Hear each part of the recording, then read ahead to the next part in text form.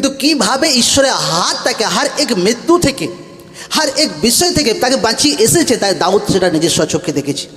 আর দাউদ সেটা বর্ণনা করছে যে প্রভু, যে তোমার দয়া আমার চোখের সামনে, যে কীভাবে তুমি আমাকে ক্যান্সার থেকে ফ্রি করেছো যখন লোকরা দেখে, কীভাবে তুমি আমার পরিবারকে চেঞ্জ করেছো, কীভাবে তুমি আমার জীবনকে চেঞ্জ করেছো, কীভাবে তুমি আমাকে নেশা থেকে চেঞ্জ করেছো, একটা ইউথ আছে, কীভাবে তুমি আমাকে পাপ জীবন থেকে ফ্রি করেছো।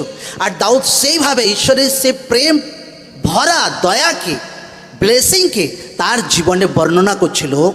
তেমনি হার এক ব্যক্তির জীবনে ঈশ্বর আপনার জীবনে কিছু না কিছু কাজ করে, কিছু না কিছু প্রেমের সহিত ভালোবাসা ঈশ্বর আপনাকে দেয় আশীর্বাদ হিসাবে।